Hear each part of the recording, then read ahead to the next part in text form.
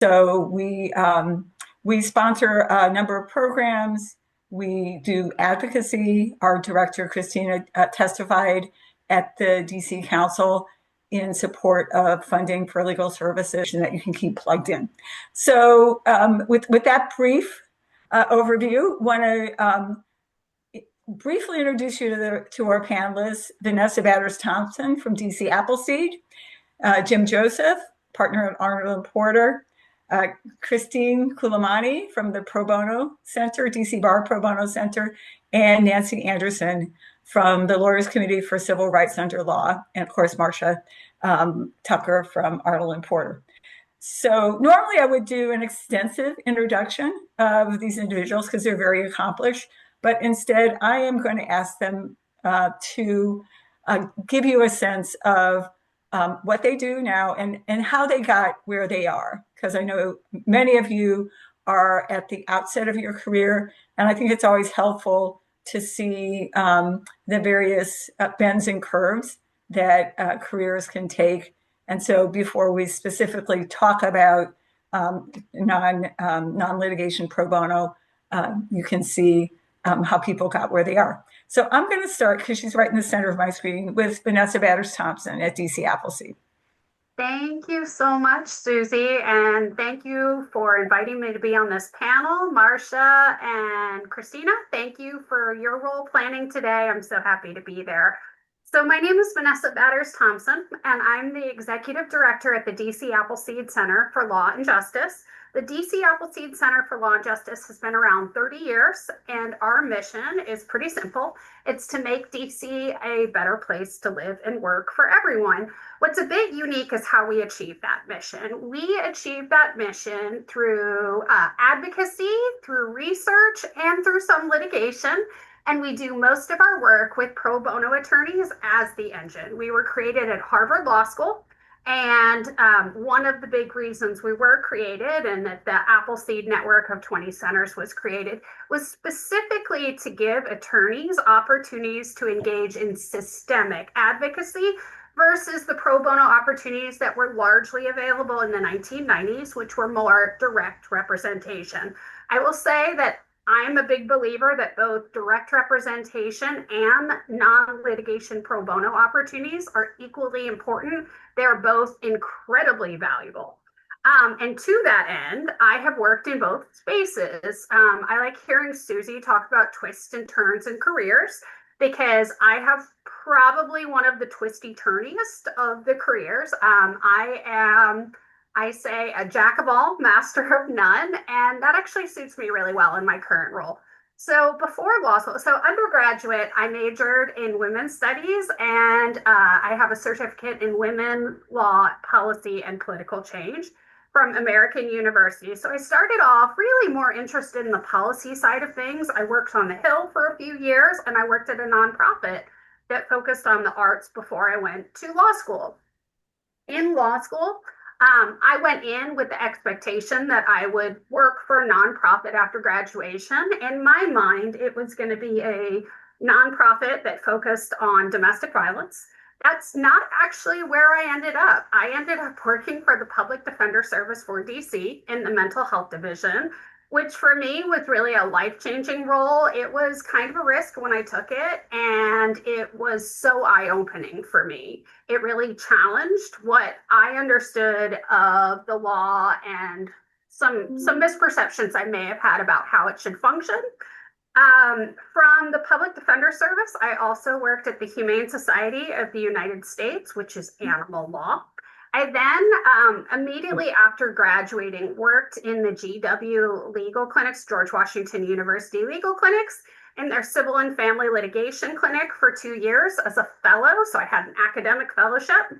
I then went on and helped start a Attorney of the Day program at Bread for the City, focused on child support litigation. So it was a court-based program where we met the client, walked into court, and litigated 5 minutes later.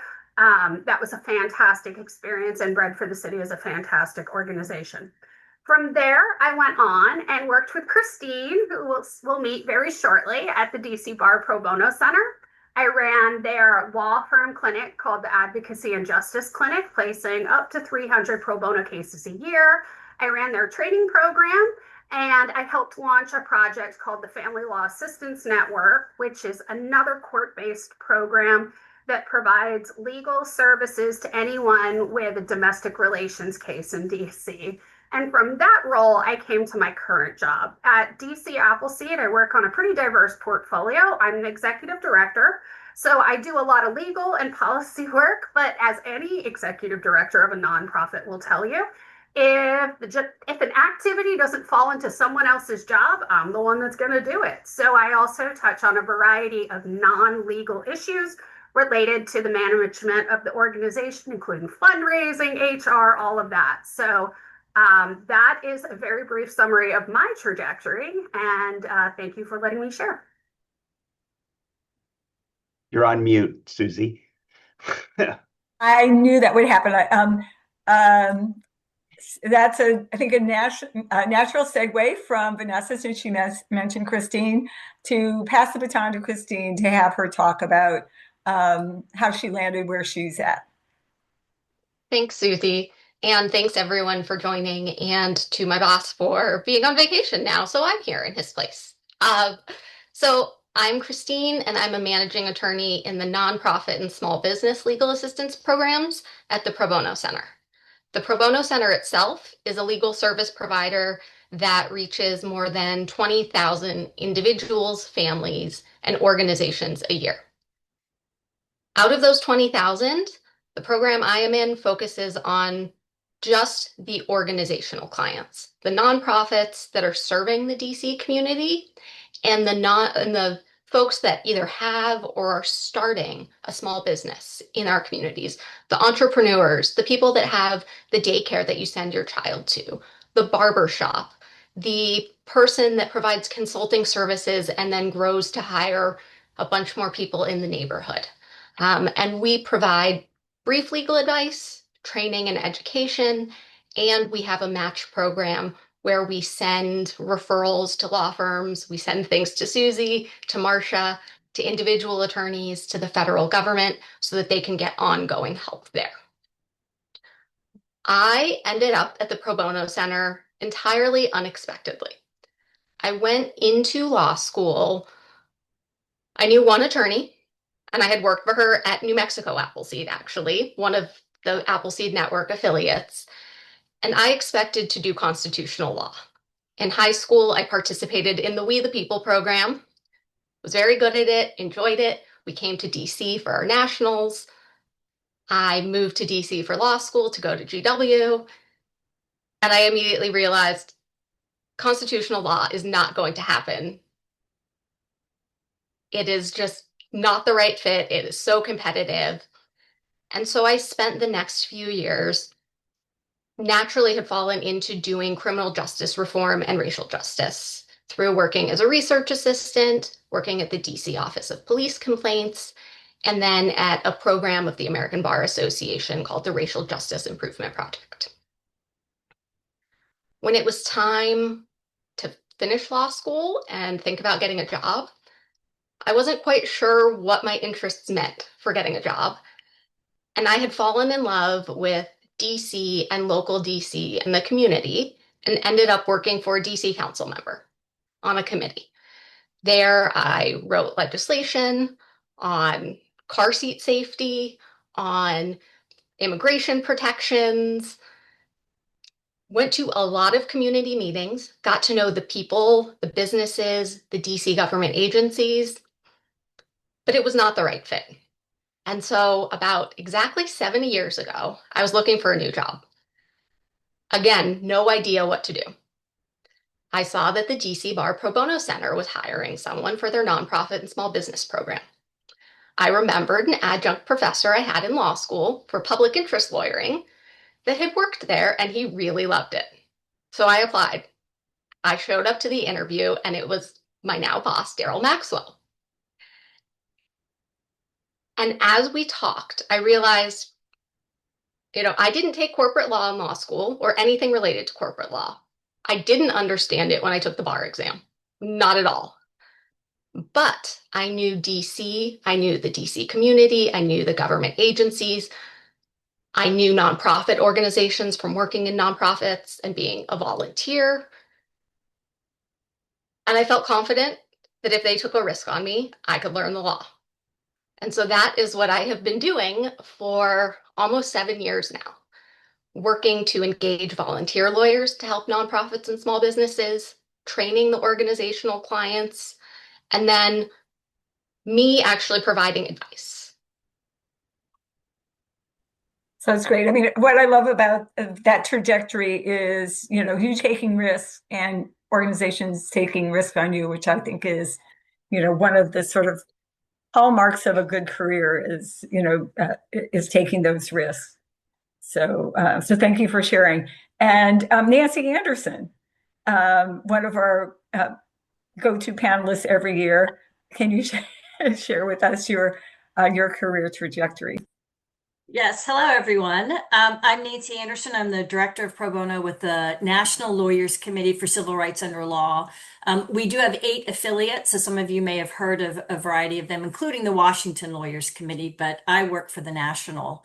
The National Lawyers Committee, just briefly, we were founded over 60 years ago, of which Jim is on our executive committee. And past co-chair. But we were founded by President Kennedy and his brother, the Attorney General RFK Jr., to get, not Junior, whoops, that was a slip of the tongue. Sorry. RFK, glad I caught that quickly, to engage the private bar in the civil rights movement. So ever since then, the Lawyers Committee has existed and had a dual mission, which is unique amongst a lot of legal services types organizations, in that we work for racial justice, but we do so by, again, engaging the private bar. And we work in, all of the traditional civil rights, racial justice issues, but also in digital justice, economic justice, DEI work, voting rights, housing, education, criminal justice, you name it. A lot of our work is litigation, impact litigation, but we do have non-impact work, which you'll hear about later. But in terms of my career and how I ended up at the Lawyers Committee, mine will be much shorter than Vanessa's, for example, because I've been with the Lawyers Committee for over 26 years. So that makes it pretty short. But I suppose one of the interesting things for me is that I went to law school because my psychology undergraduate degree wasn't going to get me a job. So I took a variety of, graduate school tests, did the best LSAT.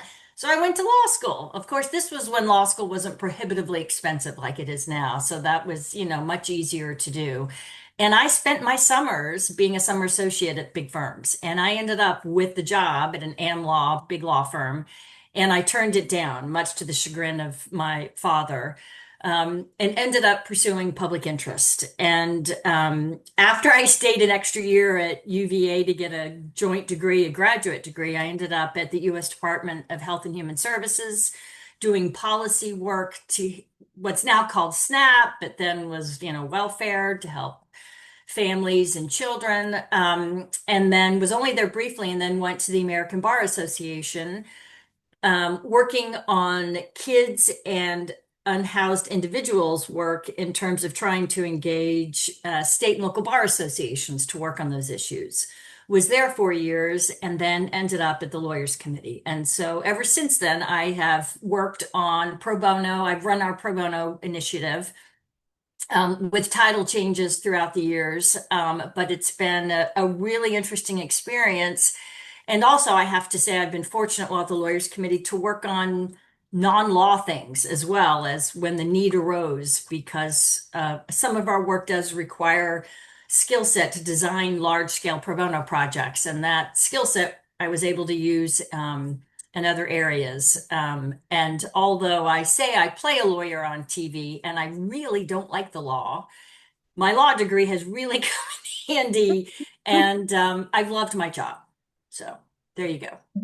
So that's great. And I think that's, a theme I hear sometimes is that, you can use a law degree for lots of different things than being a practicing lawyer or litigator. And so when sometimes I I talk to students who are trying to figure out what they want to do with their lives. I do often mention that. I said, if you go to law school, you get a whole skill set, and it doesn't necessarily mean you have to be a practicing lawyer.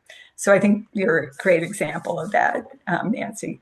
And probably the person on the panel with the least twists and turns, but a fascinating career is Jim Joseph. So I'll turn it over to him to to explain how he got where he is and some of what he does. Thank you. Thank you. And I'm happy to be here. Yes, my career has been quite different from the others. I've been at Arnold and Porter for 36 years at this point. I'm the head of our tax group. And so when I graduated from college, to give you a few twists and turns, I have to go back to there. I worked in Africa for the UN and thought I wanted to do international development work. My girlfriend, now wife, refused to come with me. So I ended up spending about a year there. And then I came back and worked at the State Department for a year and decided I would go to law school, figuring I would do international trade or something in the international space. And I ended up loving my tax class a lot. And I ended up becoming a tax lawyer. And I came to Arnold and Porter and I started out doing tax litigation for the first few years of my career. And one of the cases I ended up working on was a case for the League of Women Voters. And the League of Women Voters, for those of us who are old enough to remember, they used to sponsor the presidential debates, always. And they would always get sued when they would sponsor the presidential debates because they would only include the two major candidates, or maybe sort of if there was a third party candidate like Ross Perot, he would be included as well if he was doing well enough in the polls, but they would get sued by third party candidates. And one of the great sort of litigators, founder of the National Women's Law Center, Brooksley Bourne, represented the League of Women Voters. And I ended up sort of working on one of those cases. And that got me involved with nonprofits. And I started doing some pro bono work to kind of train myself because I love politics. And so I ended up representing on a pro bono basis and the League of Women Voters on a lot of voter education kind of work. And during that time, there was a little startup company that Arnold and Porter represented called AOL. And AOL wanted to do voter education on the internet. And I had never been on the internet at that time. There was one computer in the Arnold and Porter library where you could get internet access. And so I sort of went down and spent some time playing with that and then developed for AOL, sort of guidelines for doing, appropriate nonprofit, nonpartisan voter education on the internet. Worked with the League of Women Voters and setting up their sort of online sort of voter education project. And sort of one thing led to another. And when I became a partner, I said, I want to develop a nonprofit practice. And so since then, the vast majority of my practice is representing nonprofits or high net worth individuals in trying to change the world, generally for the better. And being at Arnold and Porter, my practice tends to be sort of left of center to far left of center, and which has been amazing to be able to have the opportunity to represent the kind of, as I say, crazy clients the firm lets me represent. And I've been able to do that and pull in just the amazing resources that we have at the firm of bringing in someone who does kind of international banking law when we're doing an international finance project for a nonprofit client, or bringing in our litigators.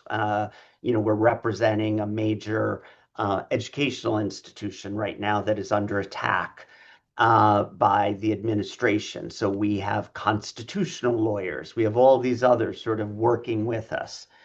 And then on a, as Nancy said, I was the former co-chair of the Lawyers Committee. Before then, I was the head of their Voting Rights Project, the board representative for that, which I loved sort of being engaged in that. I was the pro bono, the chair of the pro bono committee of the DC Bar tax section. And then I became the chair of the tax section, where I helped to organize people and tax lawyers to participate in the clinics and the nonprofit sort of work, which is where I got to know Daryl a little bit. And then on a nonprofit basis, because there's so many nonprofits, I also represent a lot of clients pro bono. And I always say at the firm that I should be able to sell my pro bono hours, because they also let me do hundreds and hundreds and hundreds of pro bono hours, along with my thousands of hours of, sort of paid work. And we'll talk a little more about what's been keeping us busy here on the pro bono front this year. That's great. Yeah, I'm going to swing back to you, Jim, to talk about some of your favorite clients, and then also what currently is keeping you busy. So I want to give you all a sense of the kinds of work that you might be able to do that doesn't involve litigation, but yet can make a difference. So I think we'll start with Christine, who can talk about the kinds of matters that the Pro Bono Center engages pro bono attorneys in. Our program at the Pro Bono Center utilizes absolutely every kind of attorney, from generalist to hyper specialized. There are nonprofits and small businesses that need help ranging from corporate law, choice of entity, forming, starting up, compliance, regulatory, some of them very niche regulatory, through intellectual property, through employment law, commercial leasing, sometimes even commercial property acquisition, buying real estate. We deal with government contracts. We also do a lot of just contracts. And in my opinion, though not everybody wants to agree with me, every attorney should be able to look at, review a contract, and provide valuable feedback. And so we try to take whatever background and skills an attorney has and let them apply it to a pro bono situation, while along the way also picking up new skills, new practices, and working with other attorneys to, if you want, broaden your practice horizons. And if you don't want to, we won't push back on that, but we will encourage it. So, Kristen, can you tell us a little bit about the types of nonprofits? And, I think for a lot of people, they don't think about representation of small business as pro bono. So sort of what types of actually for-profit entities you represent, and sort of the range of nonprofits. So on the nonprofit side, when we look at representation, the local nonprofits that we are placing with counsel to get ongoing help, we are focused on organizations that are here in DC, serving the local DC community, focused on the environment, on low-income individuals, on issues of importance. We are not looking at national organizations or folks that don't focus here in on DC. There's other folks that do that. And so we want people, organizations that can't afford legal counsel but need it. And they really do need this help, because without it, they might run into obstacles. They might get sued. They might trip up something very simple that could have been prevented. For for-profits, we are looking at almost every type of small business for-profit entity. We are thinking of people that have existing small businesses in neighborhoods that are maybe gentrifying around them with commercial lease issues. They are being pushed out by their landlord and need a lawyer to help represent them and push back and assert rights that they have to stay in that neighborhood and to keep that culture and vibrancy, to hire the employees that live in these DC neighborhoods, and to also, help generate different forms of tax revenue through employment taxes and property taxes and income taxes here in DC. So small businesses, they come to us, and if they need help and they can't afford it and we can find somebody willing to do it, we will try our best, because we are very fortunate here in DC to have a lot of attorneys and a lot of people that are very passionate about serving this local community. So great. Thank you, Christine, for explaining that. That's great. And the kind of work that the DC Bar Pro Bono Center does, I do is sort of nuts and bolts pro bono. And so I'm going to ask Vanessa, another type of non-litigation that you can engage in on a pro bono basis is more policy systemic work. And I'm going to ask Vanessa to talk a little bit about that from the DC Appleseed perspective. Absolutely. And I'll start by saying that both my nonprofit and a nonprofit I sit on the board of avail themselves of Christine and Daryl's services at the Pro Bono Center, and I can vouch for how important those services are to those of us who do run nonprofits. So when we are looking for pro bono support at the DC Appleseed Center, we're really looking at support in a couple different areas. We tend to think of tackling projects along sort of like a spectrum of what I would call intervention, right? So we would always prefer to collaborate with the DC government first and work with the DC government to strategize about how we can improve an area of services they're providing. From there, we go into kind of an advocacy space where we're using the democratic process to sort of advocate for a specific outcome that maybe aligns with the views of the DC government or is maybe something we feel needs to be changed. And from there, we go to litigation. So we have sort of a full toolkit of ways we can tackle a different project. And because we use different tools, we bring attorneys in at those different levels of intervention. So one of the most common ways we work with attorneys is basic policy research. And that could be a couple different things.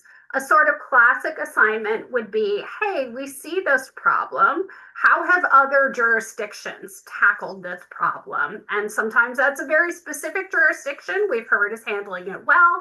Sometimes it's a subset of jurisdictions that are similar to DC, and sometimes it's a broader, like 50-state survey. Just depends.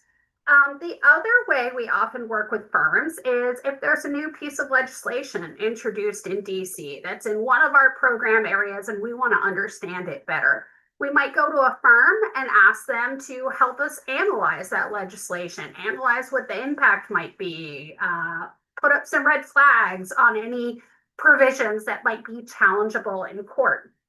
As we move along that spectrum, we do also engage attorneys in advocacy. It is not uncommon for us to work with a pro bono partner in some of that preliminary research and for them to actually testify on our behalf in like a DC council hearing or some other kind of administrative hearing in DC.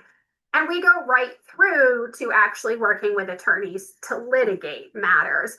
But the vast majority of our work falls in that non-litigation space and is a great opportunity for attorneys that understand the law well, but don't necessarily want to appear in court, because not everybody wants to go to court or have a designated individual client. This is a really great pick for those folks. It's much less time sensitive. It is much more open-ended, and it's just frankly easier to balance sometimes, I think, on a demanding schedule than litigation matters are. I come from a place where I used to place with law firm and federal government attorneys litigation matters, and I know for some folks, those are just challenging from a scheduling perspective. So one of the really nice things about working on policy-oriented pro bono is the flexibility and the fact that you can make a huge difference for a lot of people without ever going to court. So I think that's so true. And one of the favorite projects of the corporate group at our firm, and folks may have heard this story, they staffed a clinic run by the DC Bar Pro Bono Center on tax foreclosure sales. And they, after a while, the feedback I got from my corporate folks was, we really hate this. The law is unfair. So a group came to us and said, how would you like to work on changing the law? So I went to my corporate group, who I don't think as sort of revolutionaries, but they said, we want to do this. So we did what I call best practices research. My corporate attorneys were researching best practices in other states, how they dealt with tax foreclosure sales. They worked with AARP and a whole host of groups. We formed a coalition called At Home, and they actually changed the law. And then they were no longer needed at the tax foreclosure resource center because the problem had been solved. So it was great. Although then I turned my corporate attorneys into like social activists. They came back and they said, "Susie, we want another project like that. We want to change the law. We want to change the world." So I do think it's a great example how this group of non-litigators really had an impact and felt like they did have a major significance. So sort of in the policy and also some other types of non-litigation, we're going to ask Nancy Anderson, who also does both farms out both litigation and non-litigation matters, to talk a little bit about the non-lit stuff. Thanks so much. And just briefly before I do that, and I will be brief totally, is I just want to stress the importance of pro bono. And I know you all know that because you're all on the call and you all care about it. But just to give you an example, the Lawyers Committee budget last year was $21 million, of which around 17 million of that, or 18, was for staff. Just to give you perspective, in 24, we had $131 million worth of pro bono donated, over 141,000 hours. So just think about what we were able to do as an organization because of the pro bono assistance of you and law firms and other attorneys. So just thought that would be a useful thing to think about. In terms of pro bono non-litigation opportunities, I'd say we have three buckets. The first is election protection. The Lawyers Committee is a co-leader of the nation's largest nonpartisan voter protection coalition, and we run and operate and manage the 866 Our Vote National Voter Hotline. And so this is a hotline that voters call in to report problems, ask questions. As we all know, things started getting really complicated with voting starting in 2020 and still remain so. And we use trained legal volunteers to staff that, 4-hour shifts, 2-hour on-demand training. Pro bono in a box, easy, and you're helping voters. The need for that is obviously much higher during big election cycles. This year, pretty quiet. Next year will be big again. But that's one way. Another is our Protecting and Advancing DEI Pro Bono Initiative, which A&P and Crowell & Mooring are huge supporters of. Thank you. And this is an initiative that came out after the Supreme Court decision and the SFFA v. Harvard v. UNC banning, quote unquote, affirmative action in higher ed admissions.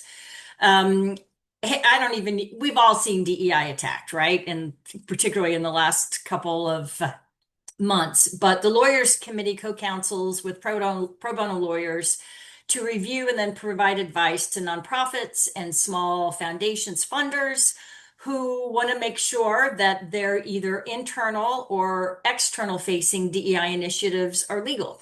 And this can be from like helping a nonprofit that supports Black girls doing STEM work, or a nonprofit on the West Coast who's trying to encourage more reporting on issues impacting Indigenous communities. It really runs the gambit.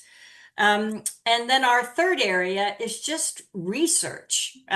We often need state surveys on voting rights laws, state public accommodation laws.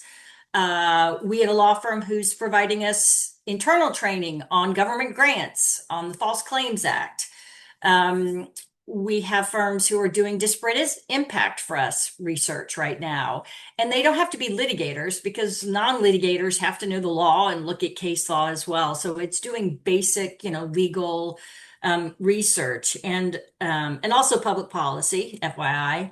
And I think, and if we have time, but we may not, I think we're finding this background research growing as we at public interest groups are trying to really think outside the box and get ahead of issues or respond to whatever crisis is happening today. And law firms are more concerned about being out front and center. So that's another big area to keep your, focus on, is like, what background research can I help with?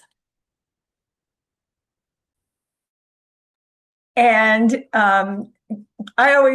Jim just has a fascinating um, cadre of pro bono clients and stories. And so I'm always fascinated to hear which ones he's going to choose to talk about. Well, So yeah. take it away, Jim. Yeah, I was just thinking after 36 years, I've probably done about 10,000 hours of pro bono time in my years here. And it is hard to sort of pick. And because a lot of my pro bono work is basically representing nonprofits, I think as Christine said, it covers everything that a business has to do, all contracts, policy work, governance. And I always tell sort of new associates to think about pro bono in two ways. One is your own training.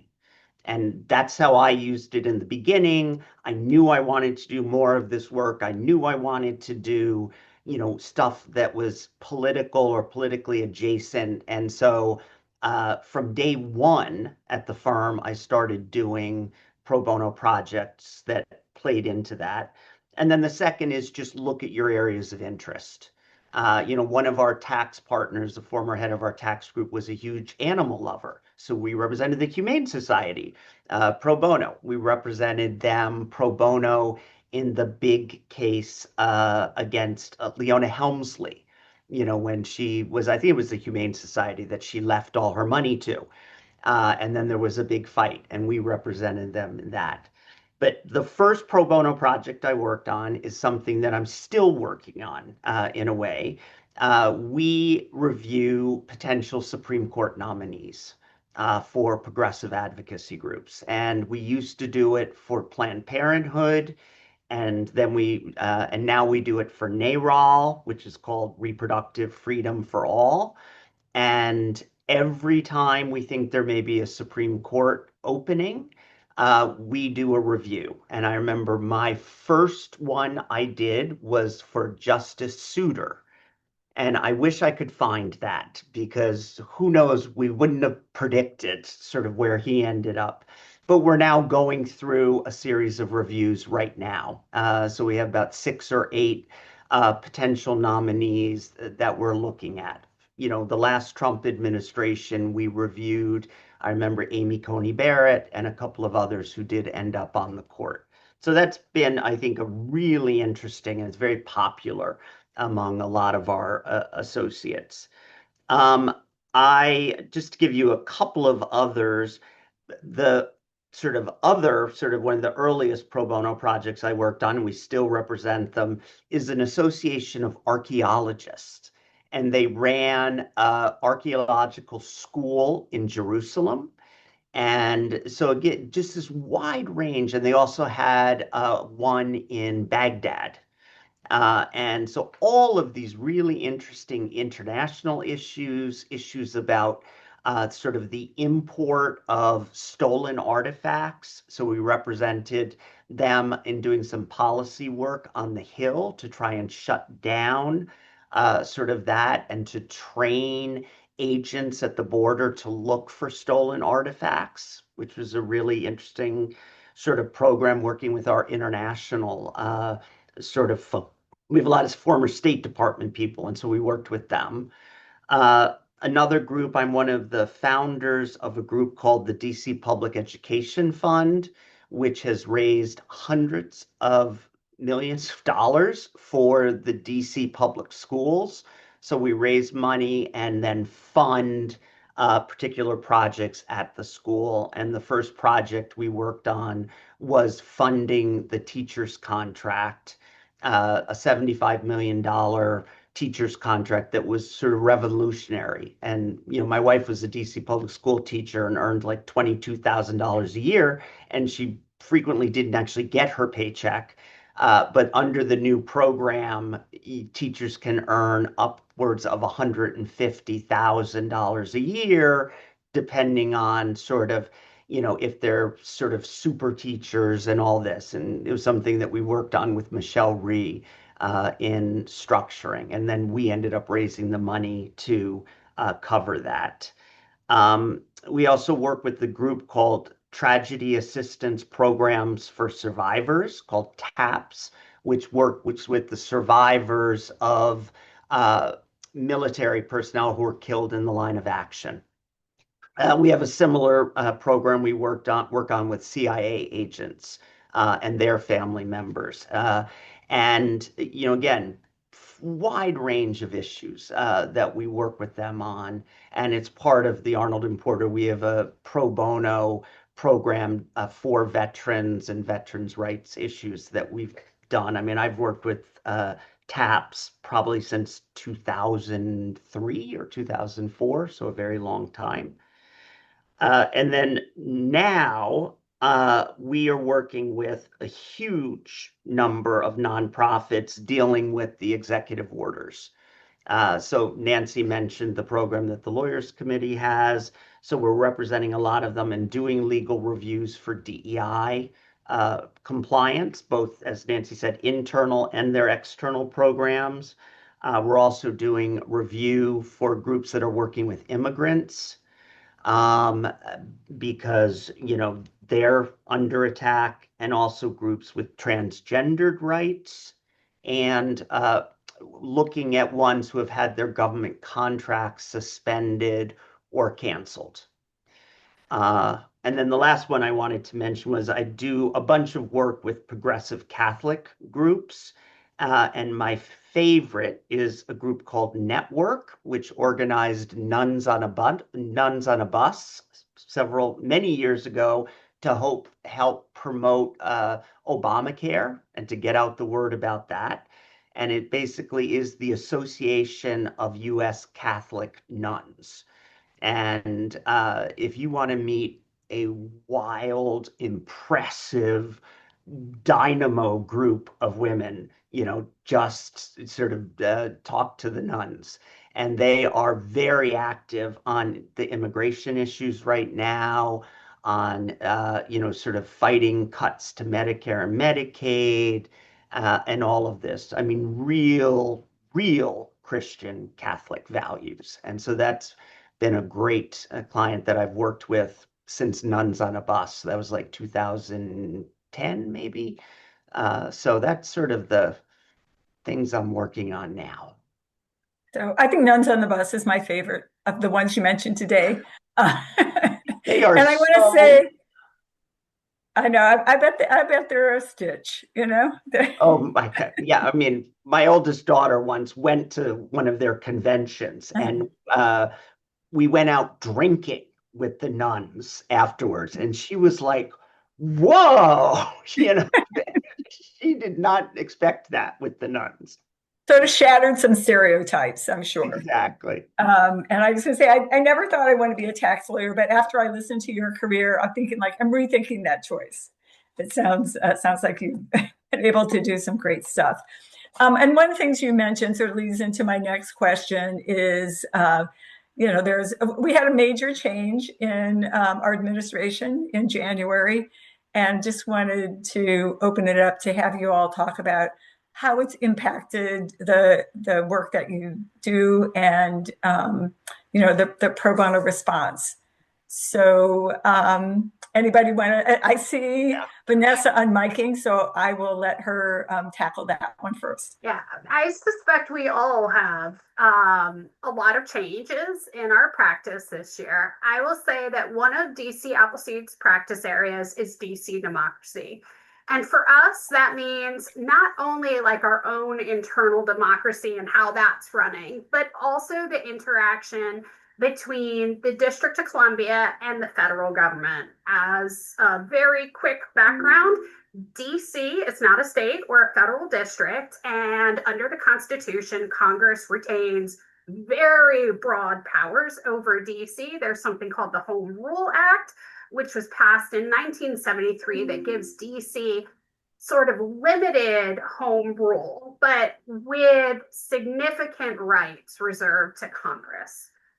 Beginning in 2023, but really picking up very substantially in January of this year, there have been repeated threats to DC's autonomy as it sort of stood since 1973. There have been past sort of incursions on that autonomy, but right now we're in a space where both the president and Congress are publicly messaging that they want to take over DC. So this year, a very extraordinary amount of my time and my focus has gone to thinking about how we defend the limited autonomy and the limited enfranchisement that DC residents have under the best of circumstances.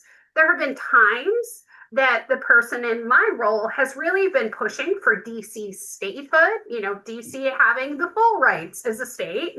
We are not in that space right now. Right now, we are really focused on making sure DC retains the right to have a mayor. DC retains the right to have the DC council, that our laws that are passed by our locally elected officials aren't overturned, and that the federal budget bill is not full of riders that sort of winnow away the rights of DC residents.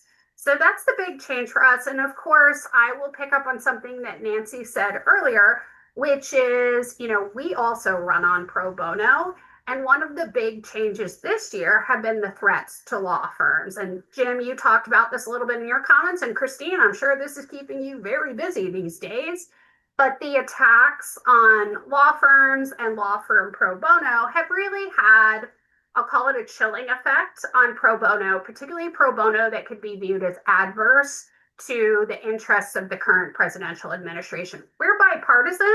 Unfortunately, on the statehood issue or the DC autonomy issue specifically, it's a very partisan issue. And right now, the party that does not favor DC autonomy is in control. So it's been surprisingly challenging, but not impossible, to maintain the level of pro bono services and the type of pro bono services that existed in abundance prior to some of the executive orders against the law firm community. Yeah, and so I can jump in on that if you don't mind. So, I mean, we are feeling it's like drinking from a fire hose because we have not backed off, and I know Kroll has not backed off. There are a number of firms that have not, but so many have. I mean, every week I get a new paying client who that have left firms that settled with the government because they feel opposed to working with them anymore. But on a pro bono side, so many organizations are unable to get pro bono assistance. So what we've been doing is mostly risk assessments, because most of the groups that come to us say, we're not going to change our focus on social justice, our focus on, gender equality, but we don't want to be stupid. We don't want to sort of raise too many risks. And so we try and thread that needle.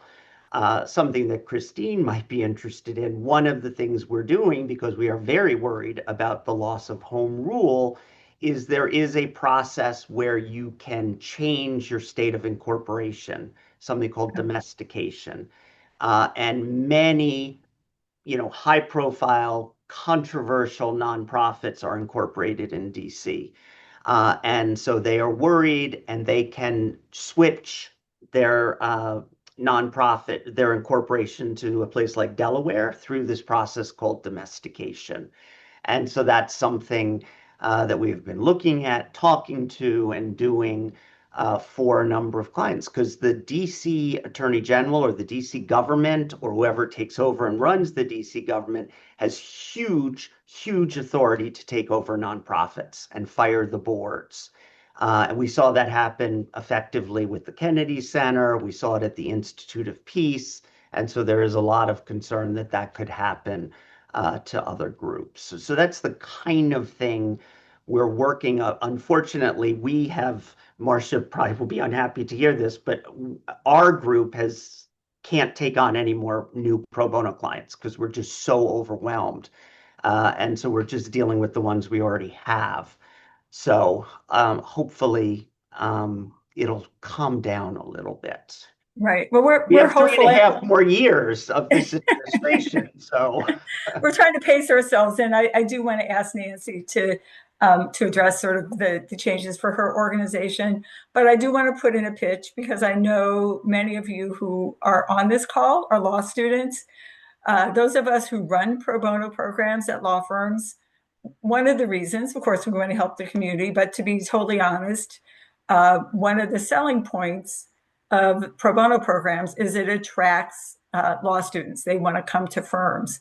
So to the extent you are comfortable, maybe when you have that offer in hand and from two different firms, you can ask the firms, like, tell me about your pro bono program and what are you doing? Because it does make a difference at firms. So if you're listening to us and going like, oh, we hear all these issues, but what can we do? You really do have some power in the interview process. So just a pitch for if you care about pro bono, it is a way that you can make a difference and signal to law firms that it's important to continue to do it. So with that, and I know Nancy was unmiked, just sort of what's the impact of the new administration? Yeah, in like a couple minutes. Yes, very fast. So one, when Jim said controversial organizations, he meant controversial with this administration. A couple of years ago, a lot of these groups, no one cared about them, but I just felt like the need to flag that. We obviously have seen a pullback from law firms, not the two that are on the call. And so it's causing us to rethink what we do and how we do it, and prioritizing maybe differently because we have to have the resources of the private bar. And our issue, all of our issues are under attack. I mean, they just are. I thought criminal justice might be okay, but now it's all about protecting police officers. So I'm like, but the other thing I just briefly wanted to encourage for you as law students is to go back and do pro bono at law school. Encourage your schools, either they're pro bono or through clinics, because I know law schools, universities, they're under attack. They're getting a little anxious too. And so, we worry, even though we don't work with law schools very often, just given the type of work we do, that law schools are going to start backing off from doing pro bono. So the same thing at your schools that you do with any offers that you get from law firms. Encourage pro bono. So, and I wanted to have Christine address this, but I also want to save time for questions. If there are any questions from participants, if you can put them in the chat.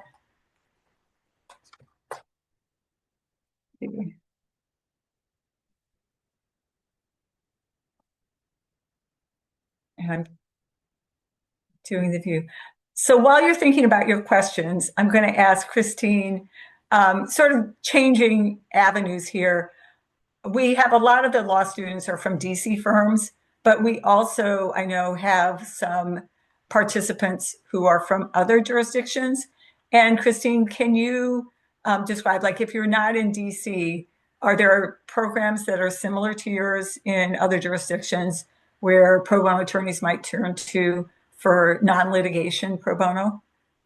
Yes. So first I will say, even if you end up practicing somewhere that there is no organized collective of organizational pro bono for nonprofits and small businesses, ask your employer if you can do it. But if you are in many major US cities, you are in luck. In Chicago, there's the Chicago Lawyers Committee for Civil Rights. In New York City, there's the Lawyers Alliance for New York that does a lot of good work. And just outside of New York, in New Jersey and Connecticut, there's the Pro Bono Partnership. There also is going to be the Lawyers Clearinghouse in Boston. There, if you're in Atlanta, there's the Pro Bono Partnership of Atlanta and San Francisco, Justice and Diversity Center, Public Counsel in LA, Exponentum. It's a made up word intentionally so it can be trademarked. I will put it in the chat, but that is the network of all of the organizations that have joined together doing this type of work. Again, if you don't see it, it doesn't mean it can't be done. And working with organizations that provide other help to small businesses locally or other help to nonprofits locally is a good way to get in touch with that subset of folks needing this really important legal help, especially right now. Great. Well, thank you so much. And I see that we are coming up on, we have 1 minute left. So I think, well, not really enough time to thank my panelists, but it will have to do. So just want to give a shout out to the wonderful pro bono attorneys and advocates and that are on this call. Vanessa, Jim, Nancy, you guys are repeat offenders. I've lost track of how many years you all have been panelists. And Christine, welcome. You've done a great job. We might like fold you into the tradition. And then, of course, my colleague, Marcia, who helps in planning and doing outreach for the panel. I really appreciate this. I always have a good time doing this. So thank you. I know you're incredibly busy, and I hope that everybody on the call gives them a virtual round of applause. So thank you all. And huge thanks to Susie, who did the bulk of the work. I agree. Thank you all so much for your time. I see some floating applause. I love it. I know a lot of folks think pro bono is just in the courts, and so this is an incredibly valuable part of our summer forum. We will continue with our virtual panels next Tuesday at noon. We will be talking about LGBTQ rights, and I suspect there are going to be some changes in that area, right? So stay tuned for that one. You will get a follow-up email with our panelists' contact information from today and login information for next Tuesday. In the meantime, go back to your firms and organizations and see what more you can do in the pro bono realm. Thank you all so much for joining us. Have a fantastic day. Everybody.